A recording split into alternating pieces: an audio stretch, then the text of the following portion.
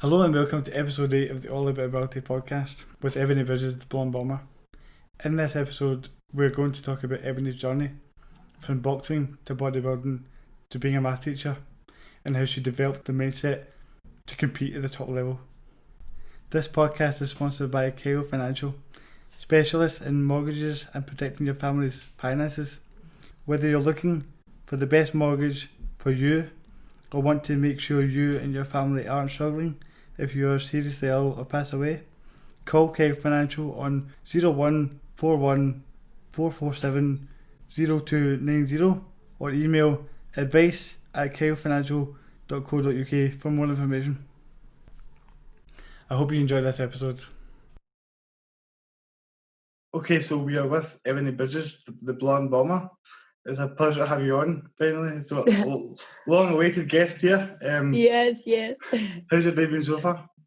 Yes, it's been good. Busy. I've had a busy few weeks, really crazy few weeks. But no, it was a good day. I had a good day, positive. So you can't complain. It's night now, so Yeah. a bit different to you over there. Yeah. We are early morning here, about 10 to 12, so Yeah. bit of a time difference there. I was reading about you and reading all the things you've been doing. You've obviously achieved a lot in boxing with you've got 2 golden gloves in amateur and now you're 4-0 professional. And I'm sure we'll get into that, but I wanted to take you back a bit. Because I was reading in some interviews you spoke about your early years and how high school was kind of a tough time for you. And when I read that, it really related with me as well, because for me it was the same sort of situation. But when you see somebody doing as well as you're doing and on the path you're on and making the kind of waves you're making, it makes me wonder what kind of things you went through and how you managed to overcome them. Yeah. So you know what? When I was younger, I just was one of those things. I had some unfortunate things that kind of happened, to me and around me when I was younger, in my teens, that put me on a really bad path. And I just, was really, and then just everything just bad after bad, and I just lost my way. Really lost my way, and and I suppose I had a bit of an awakening, when I was around 17, 18, where I was like, with obviously my parents, I'm like, I need to change my life. I need to get, sort my shit out. I need to be better. I'm better, and hurting the people around me and all that kind of stuff. So I just decided, to change my path and be better. And I just looked at it as having a second chance at life, and I just tried to forget about things and just move on from it, not play victim, not play the victim or play poor me, because I just you can do that, but I mean I just feel like it doesn't get you anywhere. You know what I mean? You need to just deal with what you have, what you got, and look to the future, and appreciate all the tests and challenges that God or the universe, whatever you believe in, puts in your way, and use that to fuel you to be better and drive forward, and inspire people. Like I had a coach around me as well. Like I did bodybuilding, so obviously my parents, but I also had a coach, a bodybuilding coach that was very inspiring to me. She was like, like I was very tomboyish in school, like I was like, like dark makeup, dark hair, like one of those kids, you know what I mean? Like just a dark down kind of kid. And and she was just like this beautiful blonde and muscly and so driven. And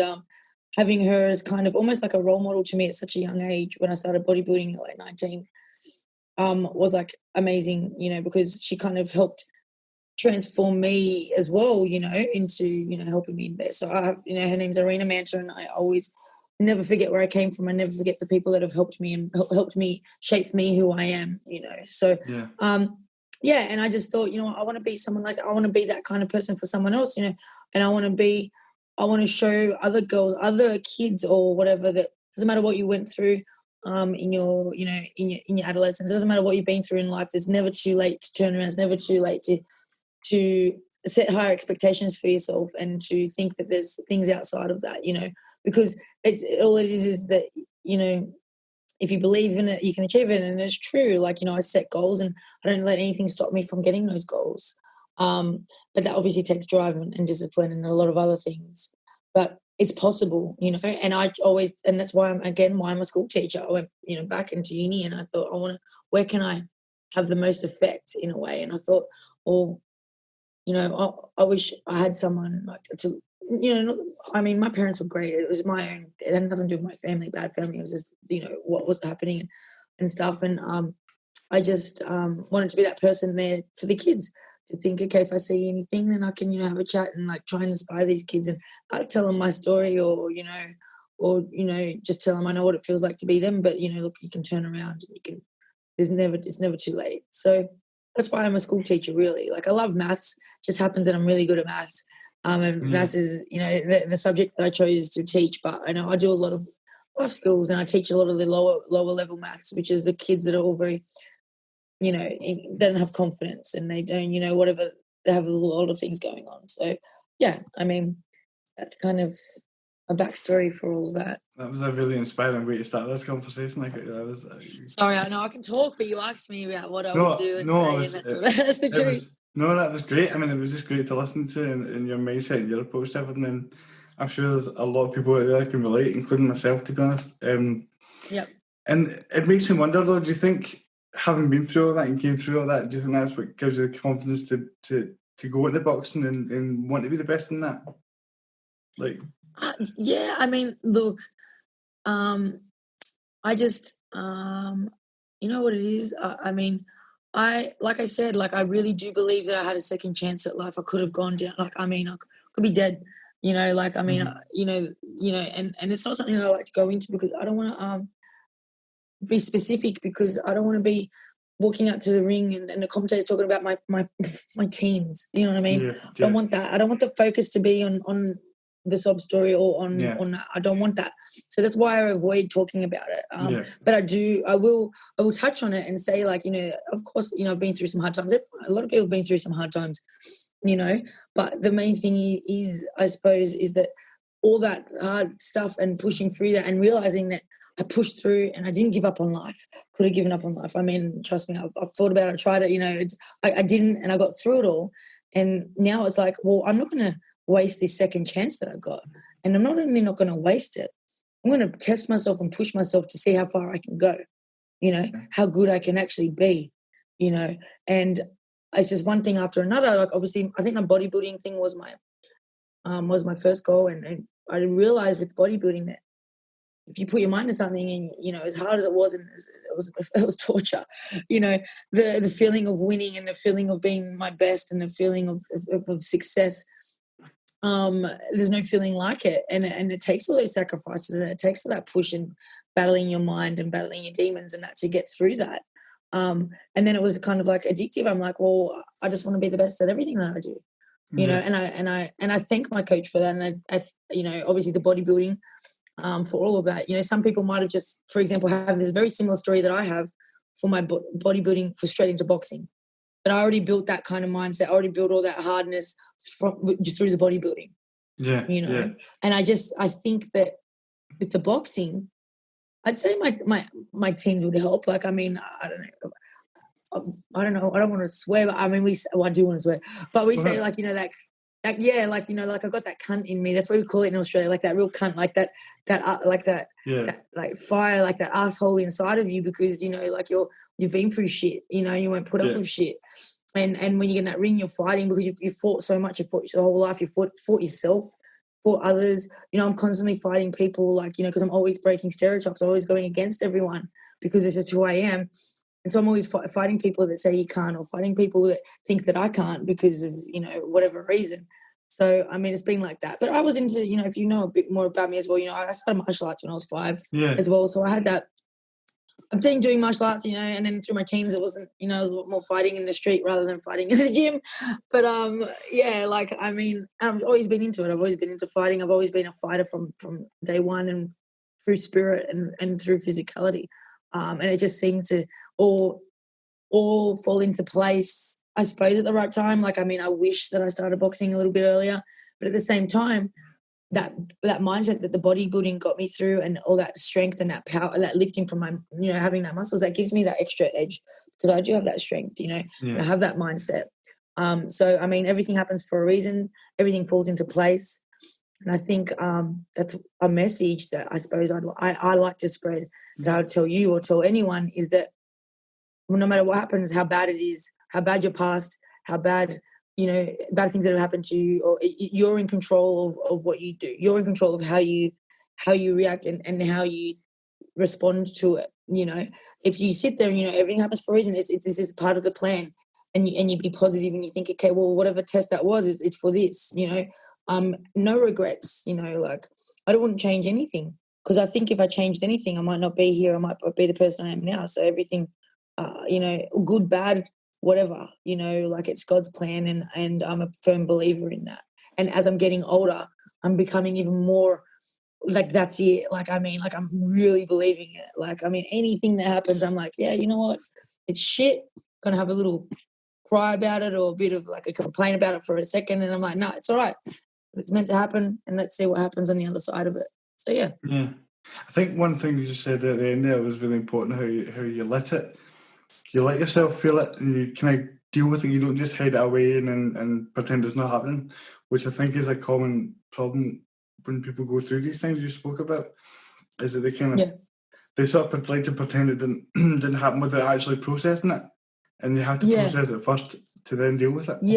Yeah, definitely. I mean, you can't. There's two ways. You can try and forget about it, not process it, and pretend it didn't happen, or you can dwell on it for too long, and then it becomes you, and that becomes you, and that defines you. You don't want that. Like, you know what I mean? Like I said, I don't like the whole play the victim. Like, I call it that.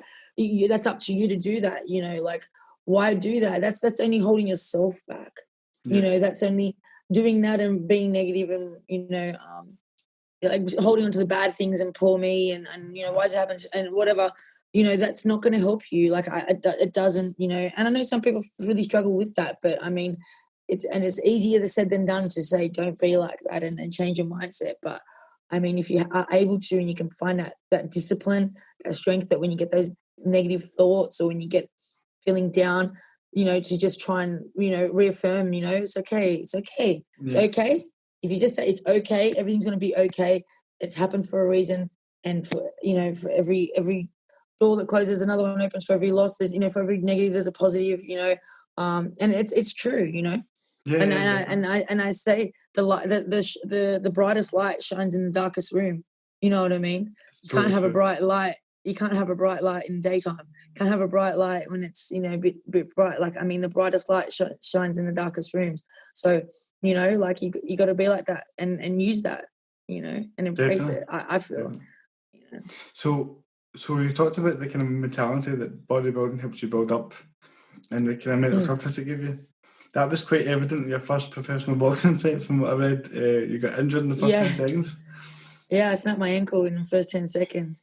Yeah, that was, what? Because in bodybuilding, I mean, in boxing as well, but in bodybuilding, like, you can't quit. Like, you're lifting those weights, you got to go to failure. Like, you push. I mean, like, I used to do bodybuilding sessions, especially legs, and I'd be like almost crying, like doing lunges, like, like I used to like squat 130 kilos, like leg press 450 kilos, and I'd be like, I want to cry, like, it's insane. It's insane what you put your body through, like, for bodybuilding. Don't get me wrong, boxing as well, but I actually really enjoy boxing, so I don't mind like as much. But bodybuilding, man, it was full on. And no quit.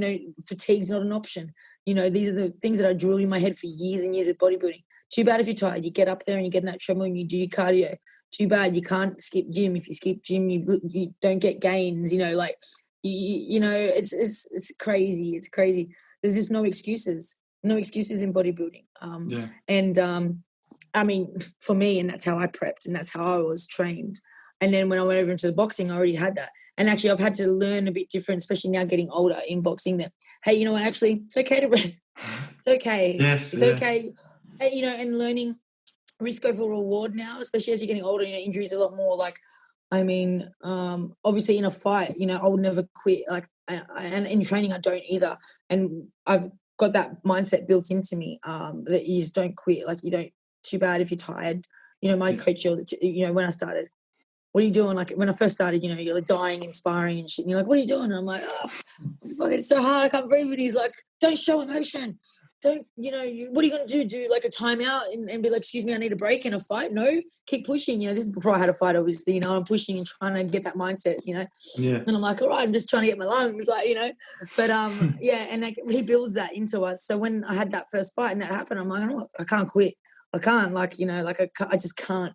And but I have had occasions in training where I've had the same mindset, because that's what I do. You train, you fight how you train. Like you got to train yourself to, you know, like if you're slacking off and quitting in the gym, you're going to do it in the ring, you know. Yeah. But I have had times where I probably should have stopped and it wouldn't have caused me so much injury. But I'm still learning. You know, Yeah. there's a stubbornness inside of me, and we're fighters. You know, fighters, we don't quit. Like, you know, fighters fight, and it's just finding that balance of knowing, you know, the risk of reward. But if you're in training and stuff, like, it's okay. You know, if you feel something, just don't push through it like a hard cunt. Like, yeah. Because okay. you actually went on to win that fight, which I thought was just amazing. Like to do that to your ankle in the first 10 seconds and then go on and win it. It was amazing. I mean, the first thing I said to my corner after that first round, when I had to walk back to my corner after a minute and 50 seconds of was trying to box and I broke it and I snapped ligaments and everything. I said, I think I broke my ankle. And my coach is like, what do you want to do? And I'm like, fuck, I'm not quitting. I go, I'm going to bash the shit out of it. And I did. Like, I got up and I did. I won that round, like, convincingly. And then I got up and just smashed it for the next few rounds. So, and it was like a mindset thing, you know. I just blocked it out as much as I could. But then when the bell went to sit down in the corner, it was very hard to block out because you're sitting there and it's hurting you. But then when the bell goes to get back up, you know, the adrenaline helps and you're like, okay, game face, like, let's go. Can't show weakness, can't quit, no weakness, you know.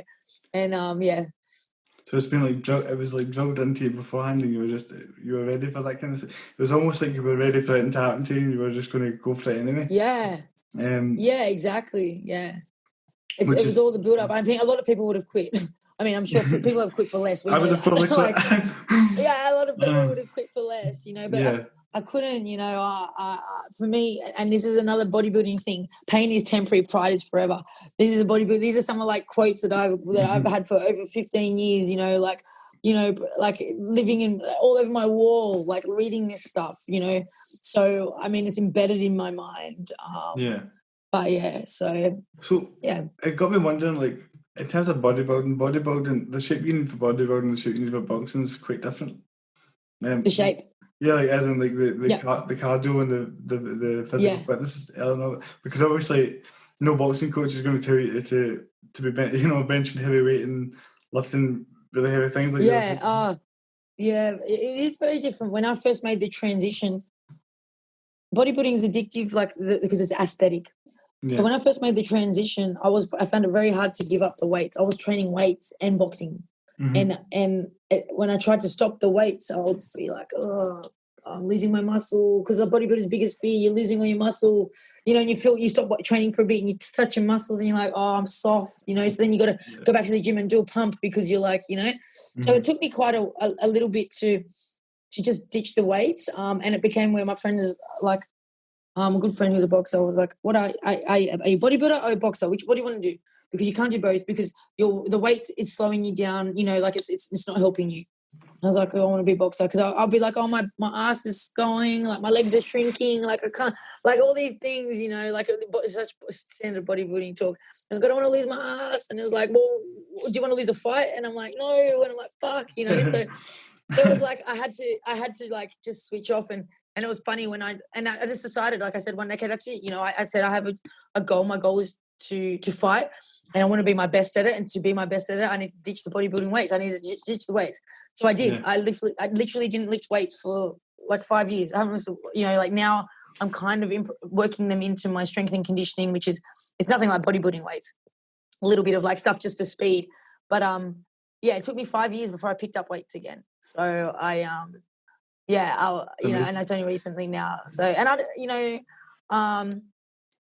like I didn't even run. Like I used to, when I was bodybuilding, I used to smoke. I used to smoke cigarettes, like a pack a day of cigarettes, because you didn't need your lungs. You just needed to look good. Like it didn't matter how you felt. It didn't matter how you felt or how your inside was. as long as the outside looks right. And it's a big thing about bodybuilding, you know, it's very aesthetic. So, you know, and I used to obviously doing that, like, because I'm on crazy diet, so I'd be, you know, smoking and all this kind of stuff, and obviously can't with boxing. And yeah, I mean, yeah, it's crazy. It's so it's very different in the athleticism of it, you know, like going from static heavy lifting to now I'm gonna have to like move around and actually run. Like, man, I didn't run across the road when I was a bodybuilder. Like, I'm like, fuck, running across the road, I might lose my muscles. Like, and here I am, like, I've lost probably about, you know, freaking 10 kilos of muscle. Yeah. You know, and it's okay. I mean, you know, I'm cool with it. It's kind of, I do miss my big legs and my big ass, but I mean, it's, you know, I'm a boxer, so it is what it is. But no, that's why I wanted to ask, because for me, like, I get quite addicted to lifting weights and stuff. So if somebody said to me I had to stop doing that to do something completely different, the discipline that would require to want to actually do that must have been quite a dramatic transition. And then even for me, like somebody who lifts weight quite a lot, I've, like you've seen, for the first time I recently just hit pads basically for the first time in years, and that I was so cast out from it. And yeah, I know you're so shy. You're sitting there, wasn't you, like a bit shy about it? I'm like, yeah, get into it. Go start somewhere, And so it just made me think, like, to transfer from bodybuilding to that must have been such a dramatic switch, like you said, and how you were able to train for that. It was, but you know what? Like I said to you before, you know, with how I am, if I say I'm going to do something, I have to do it, like 100%. I'd already achieved so much in bodybuilding. I won numerous titles. I won so many. I won a lot of competition. I competed internationally. I did a lot, and I was satisfied. I felt, you know, like I'd achieved all I wanted to achieve. It was at a point where I was just doing it because I was good at it, but I really wasn't enjoying it. You know, and I want to do something that I enjoyed. And, you know, bashing people has always been something I've enjoyed. So I mean, why not do that, right? But yeah, I was just like, and I said I want to fight, and I had like no idea, because I'd never really trained. Like I trained in, you know, karate and as a kid, and I'd done kickboxing and Muay Thai training through my teens, but never for a fight or anything like that. So there's a difference between just training and training for a fight. And I didn't, you know, I didn't know, because I'd never done it. So when I started, okay, let's get ready for these fights, you know, and I had to do all this cardio, and I'm like, what the hell? Ebanie, why did you say you wanted to fight? Why couldn't you just say you're just going to go do some boxercise? Like, why did you say, I want to fight? But because I said I want to fight, I couldn't quit. I couldn't stop before I had achieved that. And I might have just had one fight and said, okay, now I'm good, you know. But it didn't work out like that. You know, my first year of actually trying to box, I had that many injuries. It was so, because going from bodybuilding to boxing, I had so many injuries. It got to a point where I'm like, is this a sign for me not to fight? Like, is God trying to tell me that I shouldn't box? Because it was just injury after injury after injury. And I'm like, I can't even like train for like weeks consistently. I can never get ready for a fight like this or learn boxing properly, you know. Anyways, and then I just had a break. Like, I caught a break with the injuries, and I ended up being able to train for like 3 months straight. I'm like, okay, we're good. Like, you know, I might actually be able to have a fight. And I'm glad I pushed through, because there was times there where I really thought that God was trying to give me a sign and trying to tell me that I wasn't meant to box and I wasn't meant to fight, because it was just so disheartening. Something I love so much. I'm a big fan of boxing, and it was just like, I just want to do it, but I just kept getting these injuries, and it was horrible. But like I said, I don't quit, and I said I was going to fight. So I'm like, I don't care how long it takes me to fight. I'm going to get in that ring. And just so happens that my first fight, I broke the girl's nose in the second round, and it was a great feeling. And and I kind of got addicted to it. So, and here I am, you know, I mean, 4 years later. It comes back to that old saying, you know, nothing is worth doing that's easy. No, it's true. Anything that's worth doing is going to be difficult, and you've obviously came through that. To be 4-0 coming from bodybuilding is quite an impressive start. Yeah, it was very good for your mind, you know, really good. You know, yeah, it's like next level. You spoke about having, like, it been hard to actually get people to fight without them pulling out all the time. Has that been a consistent issue with people pulling out and trying to get fights organised and stuff? Are people running from you? Yeah, especially when you start. Yeah, especially when I started out. You know, it was really hard to get fights. In Australia, but now, you know, I've got, you know, some people wanting to fight me in Australia. But they've had, like, you know, 30 fights or something. They just want to, because of how the publicity that I'm getting, you know what I mean? And now they just want to get in a ring with me, you know. But I mean, it's the terms, you know, like, it's not like I'm not that I'm not just going to jump in if it's not going to benefit me. But like, I'm not, you know what I mean? Yeah. It's a business, you know, and I have bigger things. Like here in Australia, it's so small. Like it's so small. I'm bigger than, I know that I'm bigger than that, and I have big dreams. I'm looking beyond, you know what I mean? Yeah, totally. I don't want to sell myself short, you know, and I don't want to just give people. I just want to, you know, give people things when they talk trash. You know what I mean? So, or it's just because they're jealous, or they just, you know what I mean? Like, Yeah, definitely. I have my own goal, and I have my own path and my own journey, and I got to stick. I'm sticking to that. And I got to managers, obviously, that can help. You know, they pretty much, you know, roll with my career. They know what's best for me. Because at times I'm like, I'll fucking bash them. Like, just put me in there, and they're like, Ebanie, like, you know, calm down. I'm like, fuck it, like, you know. So, but yeah, like I am. The thing is, I'm just 4-0. You know, I've only been boxing for 4 years all up. I've been a professional for 2 years. The first year I had one fight, and then I was out for 8 months with an injury because I had to have surgery on my ankle, and I was out for 8 months. You know, and that was my first year of my pros, and my second year of my pros is been all COVID. So realistically, you know, it's been a rough 2 years of pro boxing. You know, and it's unfortunate I haven't been able to, because of my injury and COVID. I haven't been able to be like, you know, a fresh boxer who can fight 5-6 times in a year, or, you know, pump out those fights at the beginning of your career, and just, you know, haven't been able to do that. It's like I've had to stretch it because of just circumstances. But, you know, like I learned with my broken ankle, everything happens for a reason. So many good things came from that. You know, I was devastated at the time, but what I learned through that recovery and some of the things that came of that, and just how my path changed, it was just, I thank God for that broken injury. I broke it, like the ankle. Like, I thank him every day, because you know, I don't think I'd be here right now if I'd be on a different path. You know, so yeah. That was perhaps the sign you were looking for. That boxing was the thing for you. That injury itself turned out to be the break you needed to get things sorted and back into a routine that you needed to be in. Yeah, well, you know, having that injury, I with my coach that I'm with now. I was with him at the start from the very beginning. Then I kind of left him to go with a representative coach, because I was boxing for like the rep teams in Australia, so like like my state team and stuff, and it seemed to suit. So I had my first professional fight with him, but having that ankle, you know, shit went down, whatever. Like, it became messy, and I ended up you know, leaving and realizing that realizing that I needed more, like my old coach, like a pro professional, someone who's very experienced in pros, very experienced with pro boxing, and the style of pro boxing, you know. And I think it would have been very hard to leave the original if that hadn't happened, because it gave me that second to think and just, you know, think what's best for me, and that separation. So yeah. Definitely. Anyways, that was a little bit there, but just, you know, that's, yeah, it's all old news now, but yeah. I mean, the things you've came through to be where we are just now it's amazing, and it's amazing to actually listen to you talk about it all. Well, I'll tell you. Sorry. Carry on. I'm so sorry. I'm cutting in, but I'm going to just give you an example. So last year when I broke my ankle, obviously, you know, I had time. I'm like, what am I going to do? You know, I had 8 months of recovery. I couldn't train, and I ended up going to America for the Manny Pacquiao Thurman fight. And it's the first time I've been to America for a fight. It was insane. And I was looking around, and I'm like, I need to fight here.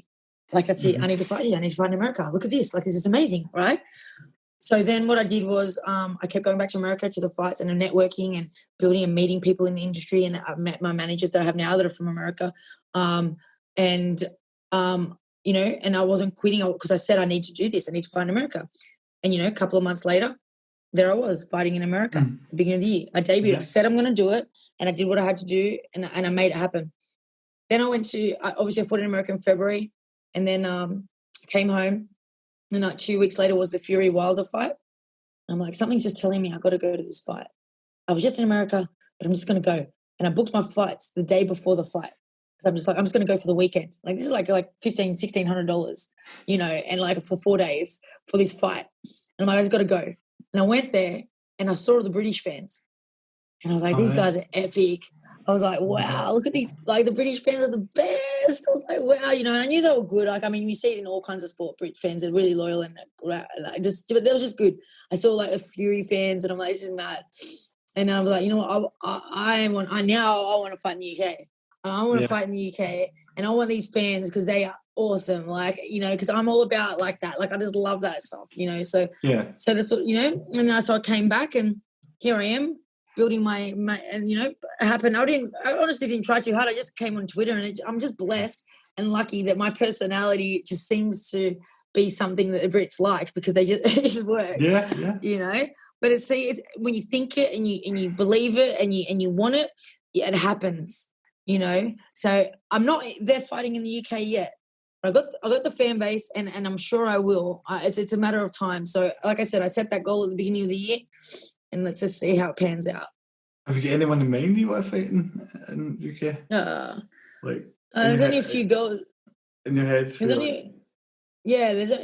only a few girls really around my weight, and that's obviously Shane Courtney, Rachel Ball. I mean, there's some other girls, but they're I want to fight. I'd love to fight on the big cards. You know what I mean? Yeah.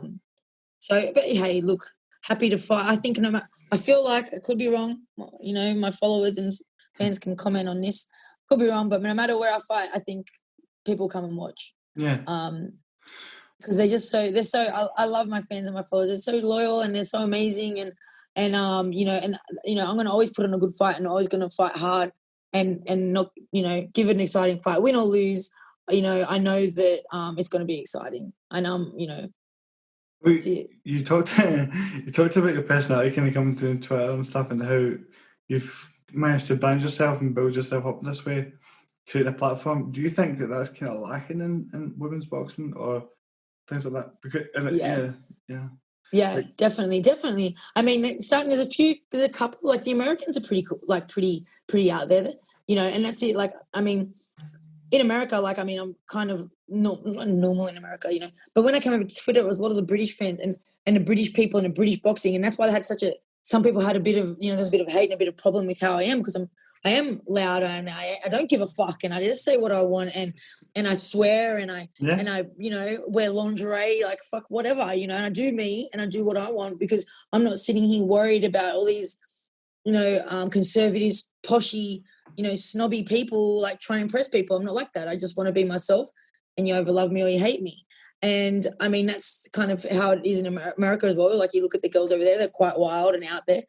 But I found England, the UK is a little bit more conservative. So when I kind of started getting known in the UK, I was like, wow, this girl's crazy, or she's like wild. And, and I think obviously a lot of people like that because they like real, but then there's people that don't. Like, what is going on here? Like, this is not women's boxing. Like, what the hell? Like, but... Yeah. But the beauty of that is that either way they're going to watch you fight. Yeah. The people that hate you are going to watch you hope you get beat. Yeah, they will. They're going to want to see me get beat. Yeah. And that's whatever. No, but that's like, look at Floyd Mayweather, look at Conor McGregor, those kind of people. Yeah. Well, you got the best of both worlds, Even Clarissa Shields is like that. She's got a, if you're just kind of in between, not everyone's so hungry to watch you, where you're just kind of liked, but if you're loved, you're going to be hated at the same time, and they're both going to want to watch you just as much. So, I mean, I don't feel like I have too much hate. I think people are just going to get a bit used to me now. I don't know, like, I think I always come out with some wild stuff anyways. I like to keep people on their toes, but, I just don't hold back. And, in a world that's so built over trying to fit in and trying to please everyone and trying to be accepted, and thinking that it's so important that, you see what you see on the social media, you think you got to be like that, and that's how you got to look, or that's how you got to act. I think in a world like that, I think it's important to have people like me who's an outlier. That's some maths talking there. An outlier who goes against it a little bit and shows that, hey, you know what? It's okay. Be real. People want you to be real. Be real. Be you. Because no matter what, they're gonna fucking hate you. Doesn't matter. Who they are. Doesn't matter who you are. Like, I mean, like, you're gonna get hate. You might as well not try so hard to fit in. Because even if you do that, they're gonna find something. I have a saying that I like to say, which is to be different is to be normal, and that's we all have these individual qualities that make us different from each other. And Yeah. the reason why you're able to draw and people are wanting to watch you is because you're embracing who you are, and a lot of people are not doing that. I think like you, Yeah. And I think people can see that genuinity, you know, I think they can see it. definitely. You know, fuck, you can't put this shit on. You can try, but I've seen some people try. But no, like you can't. And that's what I love. It's just so easy for me. So easy for me. I just be myself. I just go on and say what I want and do what I want, and it just happens to people to like it. And you know, it's not draining for me. Which is good. You know, people that have to maybe really try and push themselves. I think it could be, but I'm lucky that it's not. I'm just who I am, and people like it. You know, and people hate it, and cool. yeah, definitely. I mean, that's the way to look at it. I don't give a shit. yeah. Because the thing that made me want to kind of get into that was because I was thinking about how I could really relate to some of the things you were talking about on Twitter and stuff. Because I play this what we call wheelchair football. Wheelchair football, as in like no, wheelchair soccer. Wheelchair soccer. Yeah. Soccer. I shouldn't even say that word. But I just wanted to make sure. It's you know, it's growing, but it's all based on volunteers and stuff, and yes. I was just noticing how I was enjoying it, and it's a real passion of mine and doing well with it, but I was noticing that we don't get much coverage and not many people are watching it. And as I was getting older and realising that not many people were watching it, I came up with the idea of creating this kind of platform where mainstream athletes and disabled athletes could come together and show that we're very much similar in that aspect. Yeah. Just because, like, you know, maybe, you know, like, for example, you're in a wheelchair, it doesn't mean that you don't have the same mindset and that same drive and that same exactly, you know, like it's the same, like it's the same, except all of the difference is it's like a different sport, really. It's a different sport. That's all it is. It's not like you're I mean, it's football, but it's not like you're trying to play like the football. But what you're doing is your sport, and you're fucking killing it at that sport. Like, you appreciate it for what it is. You got to appreciate it for the sport, you know. I mean, I'm actually not going to go into men's and women's stuff, but I mean, it's like comparing, you know, football, rugby to NFL. You know what I mean? Like, totally. It's like it's our own thing, but it's we don't really get to showcase too much. And it got me thinking about how you've had some kind of controversial conversations with people about talking about how, you know, you mentioned how you go into the bands and lingerie and stuff, and how, but you're able to be yourself and put yourself out there, and people are getting into it, but you're getting people saying things like, "Oh, it's disrespectful to women's boxing," and things like that, and it makes me go, because sometimes when I'm doing stuff like this, and I've said some things about wheelchair football on the podcast, and people have said, you know, people that run it have said to me, that was a bit it was a bit controversial what you said there in terms of being a bit outlandish and putting my personality out there. Do you think that maybe there's too many people have tried to put you in this box and put different athletes that aren't necessarily as mainstream as they want to be, but they want to make it, you're trying to bring women's boxing to a bigger platform, essentially? Some people don't like that. Some people don't see it. That's the problem.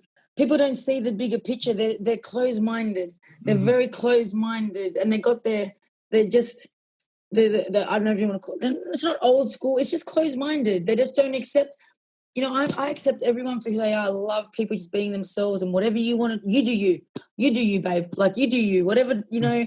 And it's like there's no stereotypes. I've been battling stereotypes and breaking stereotypes since I was 5 years old. You know what I mean? Like, I've always done everything kind of against the grain. And I mean, it's like to say just because the underwear that I wear looks better on me or looks good, looks more, you know, whatever. Like, why is that bad? Me disrespecting the sport? Like, these people need to look beyond the aesthetics. That's the problem. They're getting caught on the aesthetics. They're getting caught on my tits. They're getting caught on my lingerie, you know, and they're not seeing what's past that. And that's okay, because I don't really mind if you can't see past that. To me, it's your loss, like because you're missing out on the real Ebony Bridges. You're missing out on the blonde bomber. All you're seeing is the surface, and I feel sorry for you because you're really missing out on someone truly amazing, you know. And you know, to say that the way I'm doing is disrespecting the sport, or saying that it's bad for sport, or any of those kind of things. I mean, they're just not seeing the bigger. They're just not seeing the bigger picture. What I'm seeing is I'm seeing bums on seats. I'm seeing more eyes on the sport, and you know what? I can fight. I'm not saying I'm the best fighter. I'm only 4-0. I'm not saying I'm some Katie Taylor, some Olympian, or I'm a world champion, or I'm ready to even jump in the ring with, you know, Mariana Juarez from Mexico, who's had 50, 60 fights. And, you know, I'm not saying that. But I can box and I can fight, and I have the fight inside of me. And I got, you know, an animal, and I got no quit, you know. So it's not like, and, you know, it's not like I'm just coming in and they're just, I'm like literally a model. Yeah. You know, trying to box. I am a boxer. It's just, you know, it's just a lot of judgmental shit. And I just feel like if you can shut off your judgment for a bit and just look at it as a bigger picture and just go, okay, you know what? Yeah, maybe it's going to bring more fans. Maybe it's going to bring more eyes on the sport that might not have looked in it, which I've heard plenty of people say, oh, now I've never been interested in women's boxing before, but I'm going to watch it now because not because of my looks, but because of my personality. Like, we want to watch this chick, like, you know, we want to see how she goes. Like, and I feel like I've got some of the fans that even if I didn't win, for example, like, they still support me because I actually don't think my following is because of my boxing as such. I think it's because, and I don't think it's because of my looks. I really think it's because of who I am. Yeah. You know, and it's like a bit of like a people's champ, or you know, whatever you want to fucking call it. You know, you sometimes don't need to be the most skilled boxer to entertain and for people to follow. You know, and in the end, like I said, it's going to get people looking. People are going to come and watch the other girls. They're going to watch the people that I'm fighting. They're going to watch the fights. Like, they might tune into another girl's fight. They go, oh, that fight was really good with Ebanie Bridges. Maybe I'll watch this one. It could, you know. It's just it's a butterfly effect. You know. And that's how I see it. You're breaking down barriers constantly all the time, and you're breaking down barriers through the sport, like and I'm trying. You know, the example that I thought was really cool that you used. Well, I seen people say about Anthony Joshua, and you know, part of how Anthony Joshua draws is the fact that he's quite, you know, aesthetically he's like a good looking guy. He's fucking hot. yeah, exactly. But people don't, you know, he's in adverts in the showers and all that.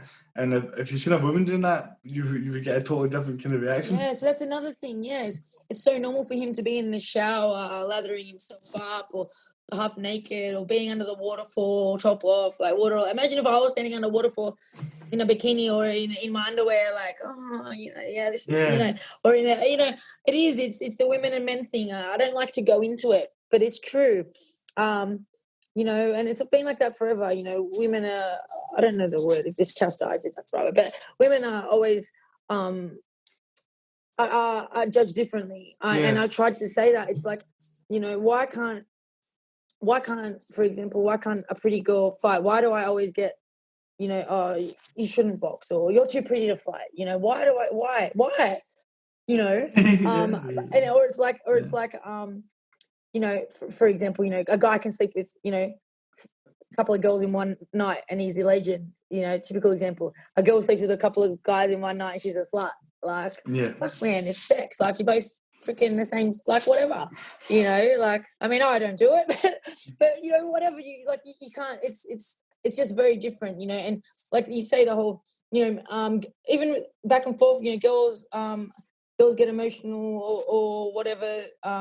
You know, that they're being women, they're being sensitive, you know. Yeah. Or like if a girl gets angry, you know, and starts snapping, oh, you know, you're on your period, or something. A guy gets angry and starts snapping, like he's a macho, like he's strong, like it's dominance. You know what I mean? It's like that, you know. No, exactly. I mean, you've nailed it. You've nailed it down with everything you said. I mean, it's you're held to like a different, higher standard almost, of just like, you're not, like, there's things that guys can do and you wouldn't even talk about it. But if girls did it, it would be on the news. Do you know? It's exactly like me. Like me weighing in my underwear, it made the news. Like I went all around in articles, boxer weighs in lingerie. Like you do realize it's fucking underwear. Yes. Like everyone weighs in underwear. They, like it's what's the difference between, like it's just a bit lacy. Oh, ooh. Big news, big news. But it's probably just because I got big bolt-ons. Like really, that's what the problem is. And if I didn't have, if I didn't have a big chest, then maybe it wouldn't be so like. Yeah. No, I get you. I mean, how far do you, how big do you think the gap is still between the in terms of equality for women boxers compared to men boxers? Like, how is it still a work in progress, or is it getting closer? People like Eddie Hearn. Quality? Yeah, as you mean like the fights or the skill or like no. I know the skill and the fights are the same. There's definitely high level fights there. I just mean in terms of, are the opportunities the same? Basically, what I'm trying to say. Do you feel like the opportunities are the same? I don't think it matters. No, and yes and no. It's very different. You got to understand, women's boxing, you can get a world title in a year, 2 years, in 7 fights, 10 fights. Good luck being a man and getting that. Yeah. There's a long process to become mandatory and then get a title belt, like a world title. So it's easy for us in some things, and then it's hard for us in other things. You know what I mean? Yeah. Like the pay's not as good. But the journey there is shorter. Yeah, I get you. Okay, so and don't get, we all train just as hard. We do train. We train exactly the same. Of course. We train exactly the same because it's it's boxing. You got to train. This how you train for boxing. It's the same risk. It's all that's the same. So yeah, like I mean, there's that debate, but there's in the end, I also believe it comes down to the boxer as well. There's plenty of men out there that don't get good opportunities. Plenty of men out there that probably have skill that don't have the looks, the personality, or the connections, or they don't know the people to get them where they need to get. There's a lot of things that get you there. It's a lot of things that get you opportunities, and I think male and female that comes into play as well. Definitely. Yeah. That's why I use everything that I got. That's why, because you need to use everything you get, to get noticed, to get out there, and I think that Eddie Hearn particularly, like he's just like going nuts with it, which is awesome because he's setting a trend and he's truly believing in it, so hopefully, America follow. You got Louis DiBella in America who's really great with women as well. He's been doing it for a long time, but America's really behind. As much as we try and think it is with women's boxing. Yeah, it is. In Australia, don't even get me started. So, I mean, the UK is definitely ahead of the pack, and it's a lot to do with Eddie Hearn. That's a really interesting, kind of honest perspective to hear, because I was curious in terms of where the sport's at and how you feel about it, and it's interesting to hear the pros and cons, like you say. You speak about the benefits you have, but also the negatives as well. Yeah, for example, let's be real here. For example, I because of the way I am, the way I look, I get a lot of sponsors. It's just that's the world. We live in a world like that, that I get good sponsors. I might have a guy in my gym who's 10-0 or 10 or whatever, it doesn't matter, but I'll get the sponsors before him. And it's also because people want to support women in sport now, because women in sport, not just boxing, but women in sport in general is on the rise, and you can use that. And so people want to jump on board. People want to, for me, this is what I'm finding with my sponsors, is they want to jump on board this and be part of this journey of the women, because women are coming through. So they want to sponsor you in that. So I feel like, again, like I said, but then again, there might be other girls that don't get the same opportunity, or there might be, guys that get more opportunity than me. I think, I don't know what it's like there, but I feel like it does come down to who you are as well, not just male and female. It doesn't, it's not that simple. It's not that black and white. I'm a mad analyst, so I can talk about it forever. And I always look at both sides. I'm not like that. I try and, as you can tell. Because it'd be very easy for you to say this black and white and to say the only the kind of negative part of it. So to be able to look at the overall picture of it is a good perspective. And the thing that I get from you the most is that you focus on the things that you can, like, you're not interested in every scenario for every fighter is different, whether you're male or female, and you're doing the same work, the same training, the same work ethic. And what I'm getting from you is that you're focusing on what you can do, what you can achieve, and not all this noise on the other side, and whether what you can put out there that's going to get people's attention, whether it be fighting or your personality. And your personality does shine through. That is what caught my attention. Because I watched boxing, but I'd never heard of you, and I found your Twitter, and I was like, she's really cool. that was the first thought. So you're obviously. What were you going to say? That's why did I cut you off? Were you going to say something? No. I was just thinking about how you said that. What is your ultimate goal? Then is your goal? Are you wanting to go all the way at the top? Look, of course, I would love to get a world title. I'd love to, but I feel like, to be honest, my goals are more just fighting around the world. Obviously, I want to fight in the UK. I want to fight in Mexico. I'd love to fight some Mexicans. Like I'd just want to have good fights. I want to, and I want to be like, I don't want to sell myself short either. I'm not going to go in and jump and fight with anyone because I want to fight in any country. I still know my worth, I want to, but I mean, of course, I would love to be world champ. I'm only 4-0, if I don't know how long that will take, but I mean, if opportunities come, but yeah, I want to spread Ebony bridges around the world. I want to give the fans everywhere I go, that's what I want to do, and I said that from the start, that I don't want to really be in Australia. Like I want to go everyone, experience the world. I want to experience different stages, and touch a lot of people. That sounded creepy. No, like lives, inspire people and stuff, and spread my message. The same message I spread to my kids and people around me that are closest. Be you, be real, and you do you, and fuck what people say. You fucking chase your dreams. It's really important to have that mindset. I think. Everything you said to me, it's motivating me to go to the gym after this and smash it. Yeah. So it's good to hear. See, in terms of doing being a boxer and a math teacher, is that a hard thing to balance? It's hard. It is hard. But depending on the fight that I have, my school's pretty good as well. They I usually get a couple of weeks off, a week or 2 weeks off before my fights, which I haven't had many because of COVID and shit. But it's they're pretty good. They have been good. It's just what is hard sometimes. Is the training before school, then school all day, then training after school, and then evenings doing social media or doing media stuff. If I was full time, then I can have my rest. The problem is there's no rest, but at the same time I don't know any different.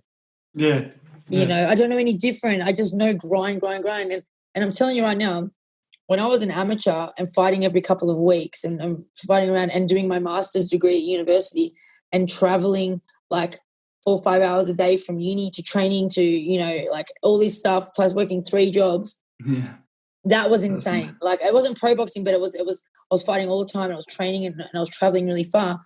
So now that I'm just working pretty much I just do my teaching and I do tutoring and do some nutrition, but it's not as heavy as it was when I was doing my master's degree. And I'm still training, but it's just not the same.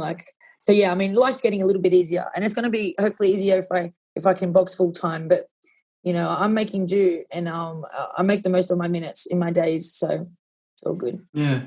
So it's the routine is almost, it was so difficult, and now it's almost easier than it was before. Yeah, it's a routine. If I was to become full-time boxer, for example, and I get used to that, and then I have to go back, and then all of a sudden I couldn't, and I had to go back to work and box and work, I think that would be really hard because you're breaking that routine you got used to. But I don't know any different. A bit like Rachel Ball. Rachel Ball, she doesn't know any different. She works and trains, and that's how we do. We don't know anything to compare it to.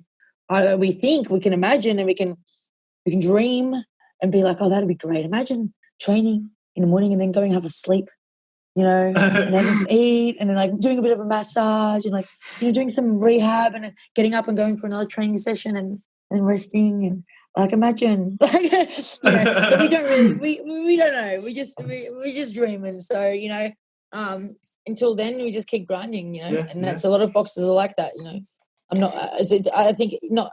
I don't know what it's like in the UK, but you're very fortunate in Australia if you're a full-time boxer. Very, very fortunate. Well, it's obviously you've got a lot you have to go through to be where you are now. And how did the COVID situation affect your training? Did it kind of put things to a halt, or were you able to continue through it? No, it was fine. I mean, I had a broken leg last year, so it was fine for me. I just had it at home. I was just happy that I can train, you know, in my garage and go for runs and all that kind of stuff. The only thing is we couldn't spar for a couple of months. But, you know, I was still training, and I was stoked that I could still train. Because with boxing, there's so many things you can do outside of a gym. You know? Like, so many things you can do. You don't even need a bag. I mean, yeah, it gets a bit boring if you don't have a bag, but there's still, you can shadow box for days. You can do footwork through it. You can do so many things. Like, you know, you can just get creative. And we saw a lot of the creativity during COVID, for sure. You mentioned sparring now. One interesting thing that I've been watching boxing is this new sort of stance on sparring where boxers are talking about how they don't spar as much as they used to, or they don't like it's more about the drills than it is about the sparring because they get too many injuries through sparring before fights. Where do you fall on how important sparring is and where it falls into place in boxing? Sparring is my favourite part of training. I spar heaps. I don't give a fuck. Like, I spar so much. Like, I'll spar 2-3 times a week. Like, and I always like to spar because for me, I'm only learning. I've only been boxing for 4 years. I don't have much damage. It's not like I've been boxing since I was 5 or 10 or years. Maybe boxers that have been at later end of their career, but I don't have that kind of damage, you know. So for me, I need to spar because I need to learn. I need that real life learning. Drills, you can do drills, you can do all this kind of stuff, but you need to learn. And I feel that I learned in sparring, getting my timing, getting my everything right, practicing my IQ. I feel like that's for sparring for me. And everyone, I'm sure everyone's different, but you know, like that's for me. And I think it's because I'm still quite fresh, you know, and I don't have that ring time, so I need the sparring time, you know. Yeah, definitely. I mean, I've only been in a ring like for 12 rounds my whole pro career, you know what I mean? Had 30 amateur fights. Like I'm still learning a lot. So yeah, sparring for me is really important. It's like a big part of the learning process of all. I think so too. Plus, my face looks all right. Does it look like I get hit all right? You don't look like you've punched much. Well, that's a good question actually. What was it like the first time you get punched? Was that like a shock? Like No, because I've been fighting since. I mean, I've been taking punches since I was younger. So I mean, with karate, I did a lot of tournaments when I was in karate, and I mean, fights with no gloves. So I mean, it was fine. Yeah, I mean, I was like, when I get here, if you like the difference now as I'm getting into pros is like I used to just be like, if you hit me, I'm fucking hit you so hard back, like because that's my reaction. Make sure you got your hands back up after you punch, you know. And I am like that. I'm still like that now, but now it's more about being patient. Like you don't have to react constantly. Pick it, be patient. It's not just a fight; it's a skill. You know that's exactly. It's not just like, you know. And amateurs is a little bit like that. So you get into that habit in the amateurs because you've only got 3 rounds, 3 threes to get your work done. You can't really, you know, just be wasting time in there. Yeah. Because it was you were quite into. You mentioned MMA there and doing other things like karate and stuff and things like that. Was that ever a thing where you considered going in that direction other than boxing, or was boxing always MMA? Was like with MMA, karate, things like that? Were they options you were thinking within more? No. Instead of boxing, was boxing always the number one choice? Firstly, I don't really like MMA, so I've never. No, I'm not into MMA. I've probably watched about 6 MMA fights in my life. MMA was never an option, and it still is never an option. I would never do MMA. I do bare knuckle boxing before I did MMA. Bare knuckle boxing. Originally, I wanted to do because I did kickboxing, as I trained in kickboxing and Muay Thai. So I trained in that in my teens, but we couldn't fight in 2008. We couldn't fight in Australia. Women couldn't fight until 2008. It was illegal. So that's why I was only training. We couldn't fight. We couldn't spar. Like, you know, it was just no point. So then when I decided I wanted to fight, I was like, well, that's what I've been doing. So I'm like, you know what? I love boxing, big boxing fan, but kickboxing was just the girls' thing to do. Like, you know what I mean? It was just seemed more feminine, you know, so it just seemed natural to go into kickboxing because all the girls were doing kickboxing, not boxing. Yeah. But then I was like, I want to get better feet. Like, I want to get better footwork for my for my kickboxing. So I'm going to go do some boxing because I know the footwork's really good. But then I realized that it's, you know, obviously it's so much different. And I fell in love with, you know, boxing and learning, you know, the skill of boxing, just pure boxing. And I thought, like, why would I want to get kicked and kneed to the face or elbowed? Like, why would I want to do that, you know? And, like, just because I have that big, you know, the big passion for boxing as well. And it seemed, it was still a bit quiet, you know, then, but it seemed to be on the rise for women and stuff. So it seemed just the right time. Yeah, like, why not? Yeah, like, it's just meant to be. So, well, your mentality and everything, the way you speak about things really shines through, and it's really motivating and it is inspiring. Like, awesome. It's good. It's important that you know that you can tell that you are making a difference to women's boxing, and you made a difference to me with this conversation. So I really appreciate you coming on. Oh, thank you. You better send me a video of your workout later. Of course I will. Of course busting your ass. I'll be sweating. I'll be sweating out. Where can everyone find you then? With your social media? Oh yeah. Obviously Twitter, which is the most fun. Ebanie, Ebanie Bridges. That's on Twitter, and Instagram is Ebanie, again Ebanie_Bridges. But yeah, hit me up and you know, say hi. Of course, we'll be watching you closely, I'm sure, and I'm pretty sure you'll have some great success. Thank you so much. Thank you so much for coming on. And you with your football. Thank you. Well, we're getting there. I'm just trying to get the word out there that we are here, you know. Yeah. Well, make sure you share your stuff with me, and I want to, you know, like, because it's important. I think it is really important that people see more of it and see it's normal. Like, it's not. It's something that's, you know what I mean. It's like, I mean, I think that the more people like women's boxing, the more people that see it, the more people will appreciate it. How can you not fucking appreciate it? Fucking hard enough. Like, it's hard enough being able. Like, if you know what I mean. Like, exactly. Fucking hell. People, imagine. I think that's a good point you make. I think people don't really understand how these guys, the work ethic of these guys to play these kind of games. And again, down to that mindset, like, of getting beyond that, whatever it may be. If you're born with it or if you're not born with it, getting past that and realizing that it's not going to fucking stop you. Exactly. You know what I mean? Like, it's not like, man, it would be hard. Like, you know, and I feel like people, for example, that had maybe a bad injury, like they were born, you know, everything for whatever, and then all of a sudden they had an injury and they're in a wheelchair or they got amputated. And I see these people that become athletes still because, you know, they've got that mindset. Yeah. You know, and they keep pushing through, and that's shit to me. That's so inspiring, you know, because when I broke my ankle, I thought my life was over. But for about 10 days, I was like, oh, life's over. That's it. Like, oh my God, my dream, my life's over. You know, like, you guys probably, like, I mean, I was dramatic. But I got over after about 10 days, and when the drugs were all off and I had to actually, like, you know, deal with what is about to happen, I had to make that choice.